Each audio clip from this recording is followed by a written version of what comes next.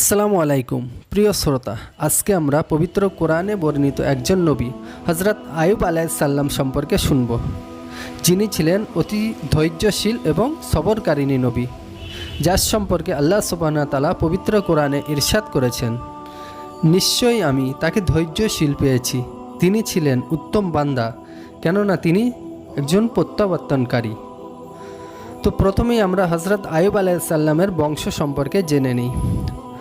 হজরত আয়ুব আলাইহিসসালাম ছিলেন হজরত ইয়াকুব আলাইহিসসালামের বড় ভাই ইস বা আইসের বংশভূত। হজরত ইসের পিতা ছিলেন হজরত ইসাক আলাইহিসসালাম এবং হজরত ইসাক আলাইহিসসালাম ছিলেন হজরত ইব্রাহিম আলাইহিসসালামের পুত্র। হজরত আয়ুব আলাইহিসসালামের অনেকগুলি বিবি ছিল, তার মধ্যে একজন বিবির নাম হলো রহিমা। এই রহিমা ছিলেন হজরত ইউসুফ আলাইহিসসালামের পুত্র ফাহিমের এক কন্যা। হজরত আয়ুব আলাইহিসসালাম একদিকে যেমন আল্লাহ সুবহানাহু ওয়া তাআলার নবী ও রসুল ছিলেন, অপরদিকে তিনি ছিলেন রাজ্যাধিপতি অর্থাৎ রাজা ছিলেন। তার প্রচুর ধনসম্পদ ছিল। তার ধনসম্পদের মধ্যে যেমন ঘোড়া, উট, গরু, মহিষ, ছাগল, ভেড়া, মেষ, দুম্বা প্রভৃতি বড় বড় পশুপাল ছিল। কিন্তু এত ধনদৌলত ও বিষয় বিভব ও পশু সম্পদ থাকা সত্ত্বেও তিনি ছিলেন সম্পূর্ণ মুক্তহস্ত। দিন রাতে অধিকাংশ সময় তিনি আল্লাহ সুবহানাহু ওয়া তাআলার ইবাদতে মশগুল থাকতেন। তার মেহমানদারি ও অতিথি আপ্যায়ন একটি বৈশিষ্ট্য ছিল, তিনি অতিথি ছাড়া কখনোই আহার করতেন না। তিনি হজরত ইব্রাহিম আলাইহিসসালামের দিন প্রচার করতেন। হজরত আয়ুব আলাইহিসসালাম একনিষ্ঠ ইবাদত ও দানশীল দেখে ইবলিস তার প্রতি ঈর্ষান্বিত হয় এবং হিংসায় সে আল্লাহ সুবহানাহু ওয়া তাআলার কাছে বলে, হে আল্লাহ, তুমি তো হজরত আয়ুব আলাইহিসসালামের প্রতি খুবই সন্তুষ্ট, কিন্তু আসল ব্যাপারটা কি জানো? সে যে তোমার এত অনুগত্যশীল এবং তোমার এত ইবাদত বন্দেগী করে এবং দানশীল, তার একটা কারণ হলো তার প্রতি তোমার এই মুক্তহস্ত দান। তুমি তাকে যা ভাবছো আসলে তার ঈমান মোটেই তেমন মজবুত নয়।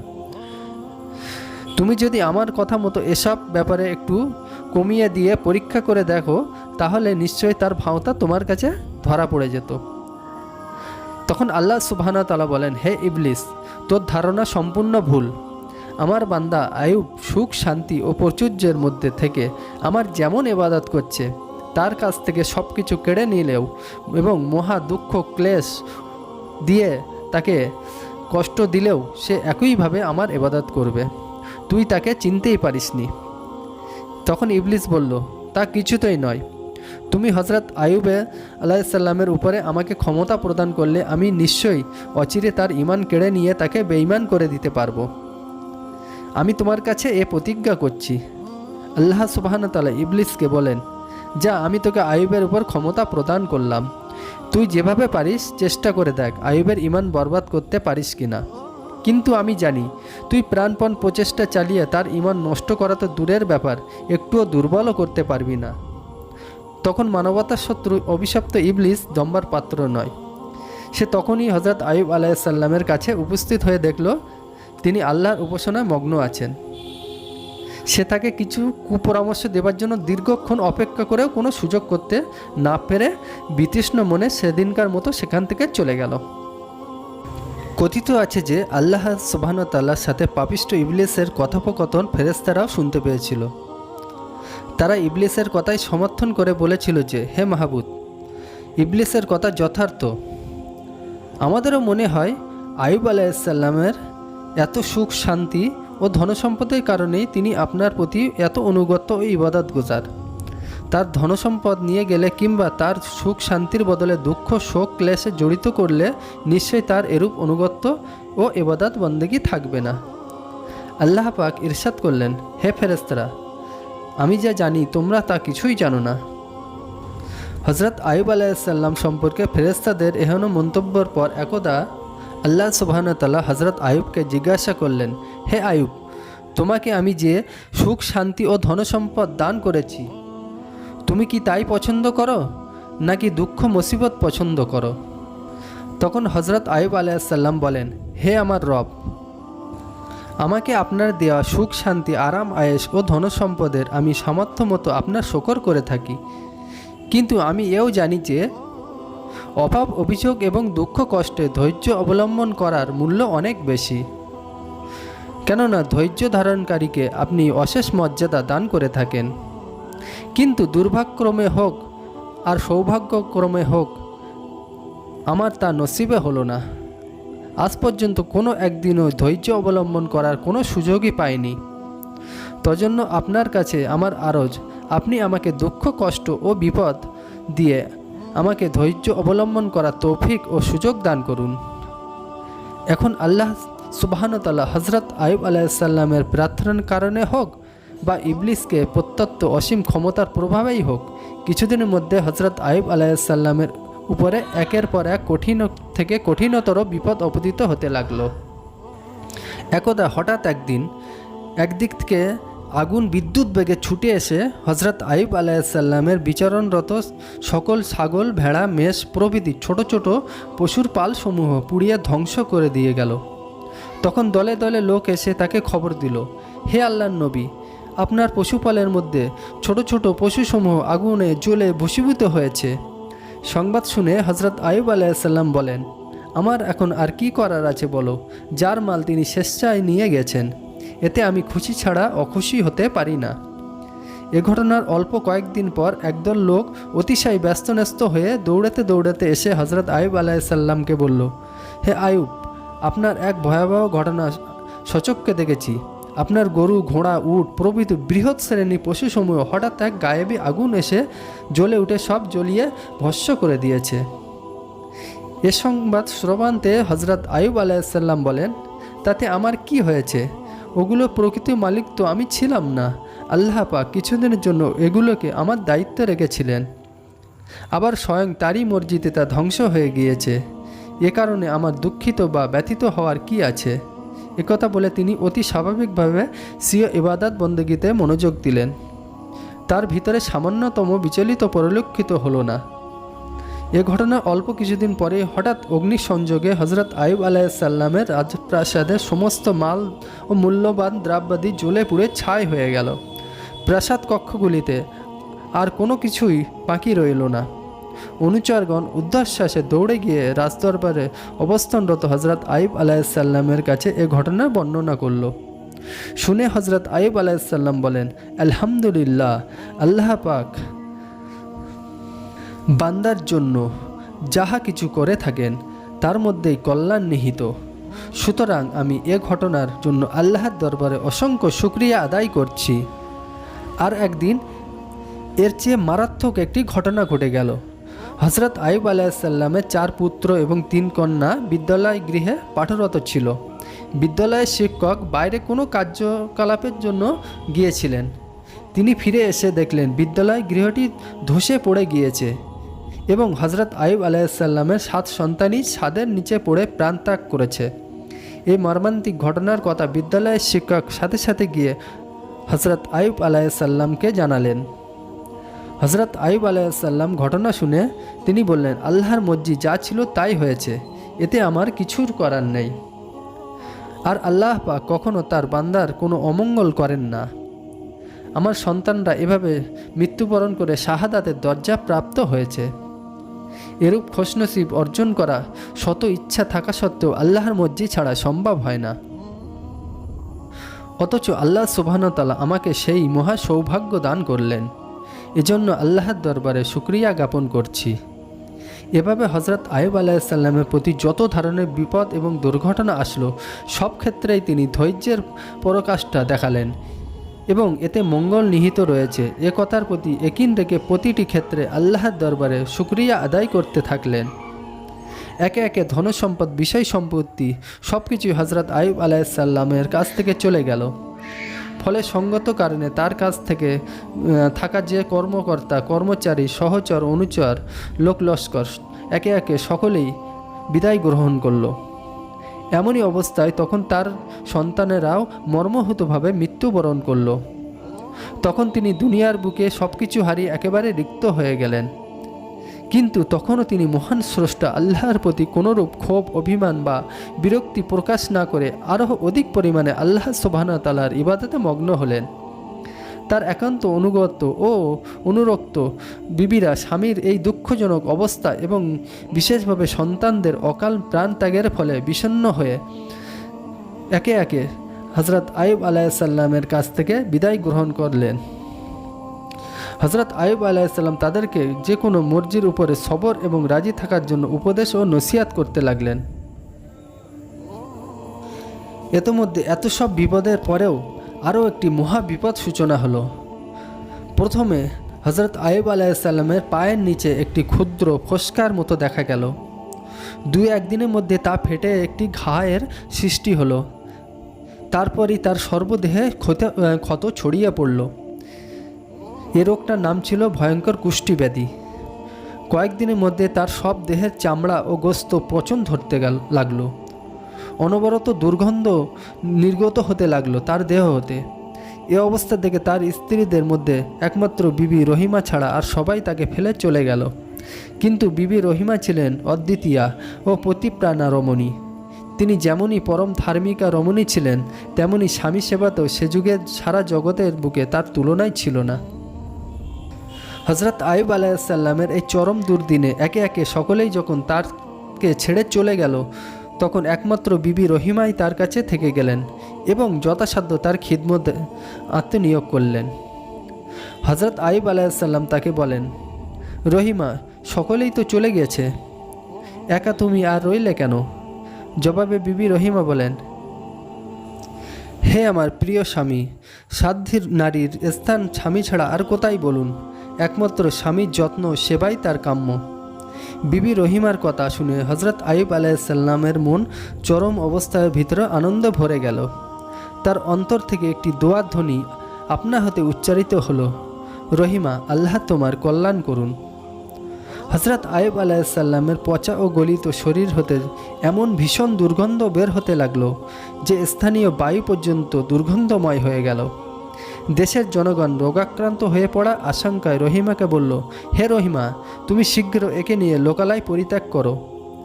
একদিনের জন্যও আমরা তাকে এখানে থাকতে দিব না। বাধ্য হয়ে অবশেষে রহিমা স্বামীকে একটি চাটাইয়ে পেঁচিয়ে কাঁধে তুলে নিয়ে দূরবর্তী এক গ্রামে গিয়ে হাজির হলেন। রোগাক্রান্ত হযরত আইয়ুব আলাইহিসসালামের দেহের ওজন তখন এত কম ছিল যে তিনি সেই চাটাইয়ে করে নিয়ে কাঁধে তুলতে তাহার কোনো অসুবিধাই হয়নি। কিন্তু স্বামীকে নিয়ে তিনি যে গায়ে আশ্রয় নিলেন, সে গায়ের লোকেরাও হযরত আইয়ুব আলাইহিসসালামের রোগ দেখে তার দেহের দুর্গন্ধ সহ্য করতে না পেরে সে পল্লী থেকে তাকে তাড়িয়ে দিল। একইভাবে তিনি একের পর এক 7টি গ্রামে ধর্ণা দিলেন, কিন্তু 7টি গ্রাম হতেই তিনি বিতাড়িত হলেন। অবশেষে বিবি রহিমা মৃতপ্রায় স্বামীকে চাটাই দিয়ে পেঁচিয়ে কাঁধে করে জনপদের বাইরে বহু দূরবর্তী একটি বন্য এলাকায় গিয়ে আশ্রয় নিলেন। সেখানে পৌঁছে তিনি গাছের ডালপাতা দিয়ে একটি ক্ষুদ্র কুঁড়ে ঘরের মতো আশ্রয়স্থল বানিয়ে তার মধ্যে স্বামীকে রাখলেন। তখন রিক্ত হস্ত বিবি রহিমার সম্মুখে অসংখ্য সমস্যা দেখা দিল। নিজের ইবাদত করা ও স্বামীর ইবাদতের ব্যবস্থা করে দেওয়া ও তার রোগ পরিচর্যা, তদুপরি স্বামীর ও নিজের পানাহারের ব্যবস্থা করা ছিল তার দৈনন্দিন দায়িত্ব। প্রতিদিন প্রিয়তমা স্বামীর দেহে ঘা পরিষ্কার করে তার ইবাদত বন্দেগী করতে প্রয়োজনীয় সাহায্য করে তারপর খাবার সংগ্রহ করতে গ্রামে চলে যান। গ্রামের লোকেদের কিছু কাজকর্ম করে তার বিনিময়ে তিনি যা কিছু পান তা দিয়ে কিছু খাবার কিনে আনেন। তারপর তা প্রথমে স্বামীকে আহার করান। তারপর যা কিছু অবশিষ্ট থাকে তা নিজে খেয়ে কোনো রকমে জীবন ধারণ করেন। এভাবে বেশ কিছু দিন অতিক্রান্ত হওয়ার পর একদা লোকালয়ে গিয়ে তিনি প্রায় সন্ধ্যা পর্যন্ত সারা গ্রাম ঘুরে ঘুরে যখন কোনো কাজের সন্ধান পেলেন না, তখন তিনি খুবই চিন্তিত হয়ে পড়লেন। তার রোজাদার স্বামীকে তিনি আজ কি খেতে দেবেন? কাঁদতে কাঁদতে তিনি আল্লাহর দরবারে আবেদন করতে লাগলেন। শেষ পর্যন্ত তিনি এক কাফের মহিলার কাছে হাজির হয়ে অত্যন্ত মিনতি ভরা কণ্ঠে বললেন, মা, আপনার কাছে কোনো কাজ থাকলে আমার দ্বারা তা করিয়ে নিয়ে তার বিনিময়ে আমাকে কিছু আটা দিন। রোজাদার অসুস্থ স্বামীর আহারের জন্য আমি আজ কিছুই সংগ্রহ করতে পারি নাই। হৃদয়হীন মহিলাটি বলল, না, আমার এখানে কোনো করার মতো কাজ নেই। রহিমা বললেন, অন্তত আমাকে কিছু আটা ধারস্বরূপ প্রদান করুন, আমি কাল এসে তার বদলে আপনার কাজ করে দিয়ে যাব। তখন কাফের মহিলাটি বলল, আমি ধারে আটা দেই না, তবে তুমি এক কাজ করতে পারো, তোমার মাথার ওই লম্বা চুল হতে আমাকে একগুচ্ছ চুল কেটে দাও, আমি তোমাকে আটা দেব। রহিমা বলেন, না মা, তা আমার পক্ষে সম্ভব নয়, কেননা আমার অসুস্থ দুর্বল স্বামী এই চুল ধরে ওঠে এবং বসেন, সুতরাং এ চুল কেটে দিলে আমার স্বামী উঠা বসা করতে পারবে না। তখন সেই মহিলাটি বলল, সম্ভব না হলে এখান থেকে চলে যাও, আমি তোমাকে এক মুষ্টিও আটা দিতে পারবো না। মহিলার এ ধরনের হৃদয়হীন কর্কশ আকৃতিতে অজ্ঞাত বাধ্য হয়ে তার মাথা হতে এক গোছা চুল কেটে দিয়ে কিছু আটা নিয়ে দ্রুত কুঠিরের দিকে রওনা হলেন। তখন ইবলিস ষড়যন্ত্র করতে লাগলেন। পাপিষ্ঠ ইবলিস দেখল যে বর্তমানে হজরত আইয়ুব আলাইহিসসালামের যা অবস্থা, তাতে তাকে আল্লাহর পথে এখন কায়েম থাকার একমাত্র ভূমিকা হলো তার স্ত্রী রহিমা। উভয়ের মধ্যে একের প্রতি অপরের অবিশ্বাস্য ও আন্তরিকতা যদি ফাটল ধরানো যায়, তাহলে তাকে আমি পাপের দিকে লুপ্ত করতে পারবো এবং তার ঈমান আমি কেড়ে নিতে সক্ষম হব। কাজেই চুল কাটার এই ঘটনাটি ইবলিস সুযোগ হিসেবে গ্রহণের সিদ্ধান্ত নিল। সিদ্ধান্ত অনুসারে বিবি রহিমা হজরত আইয়ুব আলাইহিসসালামের কাছে পৌঁছার পূর্বে ইবলিস জনৈক সুফির বেশ ধরে ইবাদতে মগ্ন হজরত আইয়ুব আলাইহিসসালামের কাছে উপস্থিত হয়ে বলল, দেখুন, আপনি আল্লাহর এক নবী, এমন কঠিন বিপদাপন্ন অবস্থায় আপনি নিরলস ইবাদতে রত থাকেন, কিন্তু এতে কি কোনো লাভ হবে? সব কিছুর মাটি হয়ে গেছে আপনার স্ত্রীর কারণে। আপনি তো খবর রাখতে সক্ষম নন। এ সুযোগে আপনার স্ত্রী আপনাকে হারাম খাদ্য এনে খাওয়াচ্ছে। তার স্বভাব ভালো নয়। গ্রামে গিয়ে সে অসৎ কার্য ও চুরি করা আপনার জন্য খাবার সংগ্রহ করে নিয়ে আসে। এতদিন পর আজ সে ধরা পড়েছে, তার জন্য এক মহিলা তার মাথার চুল কেটে নিয়েছে। হজরত আইয়ুব আলাইহিসসালাম স্ত্রী বিবি রহিমা সম্পর্কে এরূপ কথা শুনে যেন তার মাথায় আকাশ ভেঙে পড়ল। অসহায়হীন দুঃখ ও লজ্জায় মর্মাহত হয়ে তিনি কেঁদে কেঁদে আল্লাহর দরবারে বলতে লাগলেন, হে মাহবুদ, তুমি সব কিছুই জানো, তুমি সবই দেখো। এ ঘটনা আমার রোগ অপেক্ষা বেশি যন্ত্রণাদায়ক। তোমার তাও অজানা নয়। জানি না আমার ঈমান অটুট রাখতে পারবো কি না। তুমি আমার দৃঢ়তা বহাল রাখো এবং যা আমার পক্ষে মঙ্গলজনক আমার জন্য তাই করো। এভাবে অনেকক্ষণ কাঁদার পর হজরত আইয়ুব আলাইহিসসালাম একটি প্রতিজ্ঞা করলেন যে, হে আমার রব, আমি কখনো রোগমুক্ত হলে রহিমার এ কাজের শাস্তি স্বরূপ তাকে 100টি বেত্রাঘাত করব। রোগ মুক্তির জন্য হজরত আইয়ুব আলাইহিসসালাম আল্লাহ সুবহানাহু ওয়া তাআলার দরবারে প্রার্থনা করতে লাগলেন। এরপরই হজরত আইয়ুব আলাইহিসসালাম আল্লাহর দরবারে অনুনয় বিনয় করে দোয়া করলেন, হে আমার রব, আমি দীর্ঘকাল ধরে রোগে ভুগছি, রোগ যন্ত্রণা সয়ে আসছি, আর সইতে পারছি না। হে আমার রব, তুমি আমাকে এই মুসিবত থেকে উদ্ধার করো। হজরত আইয়ুব আলাইহিসসালাম আল্লাহ তাআলার দরবারে নিজের এই অবস্থা হতে নাজাতের জন্য মিনতি করেন। এ সম্পর্কে আল্লাহ সুবহানাহু ওয়া তাআলা ইরশাদ করেন, আর আইয়ুব যখন স্বীয় রবকে ডেকে বলল, হে আমার রব, নিঃসন্দেহে আমাকে দুঃখ স্পর্শ করেছে, আর আপনি হলেন সবচেয়ে বড় দয়ালু। কথিত আছে যে একদিন এক ব্যবসায়ী কাফেলা হজরত আইয়ুব আলাইহিসসালামের দরজায় এসে জিজ্ঞাসা করল, এ আবাস কার? লোকেরা বলল, এ আবাস আল্লাহর নবী হজরত আইয়ুব আলাইহিসসালামের। কাফেলার লোকজন বলল, তিনি আল্লাহর নেক বান্দা হলে এ বিপদ পতিত হবেন কেন? হয়তো তিনি কোনো গুনাহ করে থাকবেন। কাফেলার লোকেদের কথা শুনে হজরত আইয়ুব আলাইহিসসালাম অঝোর নয়নে কাঁদতে থাকেন। তিনি বলেন, তারা হয়তো ঠিকই বলছে, কেননা আমার তো জানা নেই কি গুনাহ আমি করেছি। তিনি এসব কথা বলছিলেন, এমন সময় আকাশ থেকে আওয়াজ এলো, হে আইয়ুব, হতাশ হবেন না। বিপদ মুসিবত, আল্লাহর রহমত একথা শুনে হজরত আইয়ুব আলাইসাল্লাম বুঝলেন তার পরীক্ষা চলছে। তখন তিনি হজরত জিবরাইল আলাইসাল্লামকে ডেকে বললেন, আপনি কোথায়? ধ্বনি এলো, আল্লাহর পক্ষ থেকে আপনার পরীক্ষা নিপতিত থাকার এ সংবাদ নিয়ে এসেছি। তখন হজরত আইয়ুব আলাইসাল্লাম আল্লাহর দরবারে নিবেদন করেন, যে সম্পর্কে আল্লাহ সুবহানাহু ওয়া তাআলা ইরশাদ করেন। আর আইয়ুব যখন স্বীয় রবকে ডেকে বলল, আমার উপর কষ্ট অপতিত হয়েছে, আর আপনি সব দয়ালুর অপেক্ষায় দয়ালু। তখন আমি তার ফরিয়াদ শুনলাম এবং তার যে কষ্ট ছিল তা দূর করে দিলাম, এবং আমি তাকে তার পরিবারবর্গ দান করলাম এবং তাদের সাথে অনুরূপ সংখ্যক আমার বিশেষ অনুগ্রহে এবং আবেদনের জন্য স্মরণীয় হয়ে থাকার উদ্দেশ্যে। বর্ণিত আছে যে হজরত আইয়ুব আলাইসাল্লামকে আল্লাহ যখন আরোগ্য দান করেন, তখন আল্লাহর হুকুমে হজরত জিবরাইল আলাইসাল্লাম এসে বলেন, হে আইয়ুব, আল্লাহর নির্দেশে উঠুন।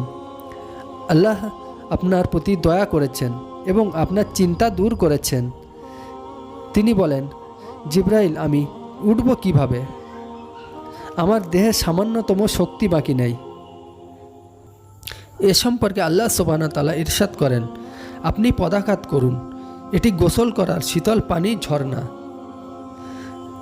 আল্লাহ সুবহানাহু ওয়া তাআলার হুকুম পেয়ে তিনি পদাঘাত করে একটি ঝর্ণা বেরিয়ে আসে। জিবরাইল আলাইহিসসালাম একখানা বেহেশতি চাদর এনে তার গায়ে জড়িয়ে দেন। এরপর আইয়ুব আলাইহিসসালাম এক পুলের উপরে গিয়ে বসেন। এর কিছুক্ষণ পর বিবি রহিমা গ্রামে মজুরি খেটে এসে তার জন্য কিছু খাবার নিয়ে আসেন। তিনি এসে হজরত আইয়ুব আলাইহিসসালামকে যেখানে রেখে গিয়েছিলেন সেখানে দেখতে না পেয়ে উচ্চস্বরে কাঁদতে লাগলেন। তিনি বলেছিলেন, হায় আফসোস, আমি যদি জানতাম এমন কিছু ঘটবে তাহলে আমি কখনো এখান হতে বার হতাম না। এ কঠিন রোগাক্রান্ত দুর্বল রোগী কোথায় গেল? তার কি হলো? নাকি বাঘ বা সিংহে খেয়ে ফেলল? এসব নানারূপ বিলাপসহ কন্দন করে মাঠে মাঠে ঘুরে তিনি আইয়ুব আলাইহিসসালামকে খুঁজতে লাগলেন। আইয়ুব আলাইহিসসালাম বিবি রহিমা ক্রন্দন শুনে অপরিচিতের বেশে জিজ্ঞাসা করলেন, হে ভদ্র মহিলা, আপনি এমনভাবে কাঁদছেন কেন? আর এরূপ অস্থির হয়েই বা কাকে খুঁজছেন? আপনার কি কোনো কিছু হারিয়ে গেছে? উত্তরে বিবি রহিমা বলেন, এখানে এক রোগী ছিল, তাকে আমি খুঁজছি, আপনার জানা থাকলে বলুন। আইয়ুব আলাইহিসসালাম জিজ্ঞাসা করলেন, আপনার রোগীর নাম কি? তার চেহারা বা কেমন? বিবি রহিমা বলেন, তিনি যখন সুস্থ ছিলেন তখন দেখতে ঠিক আপনারই মতো ছিলেন।